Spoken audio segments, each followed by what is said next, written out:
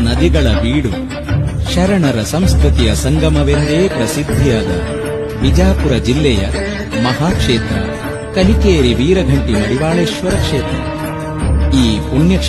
ಈ ಕ್ಷೇತ್ರದಲ್ಲಿ ಪ್ರತಿ ವರ್ಷ ಮೃಗಶಿರ ನಕ್ಷತ್ರದಂದು ಗುರು ಶಿಷ್ಯರ ಪ್ರತೀಕವೆಂಬಂತೆ ಜೋಡು ತೇರು ಎಳೆದು ಯಾವ ಕ್ಷೇತ್ರದಲ್ಲಿಯೂ ಇರದ ಜೋಡು ಪಾದಗಟ್ಟಿ ಹೊಂದಿದ ಪಾವನ ಕ್ಷೇತ್ರ.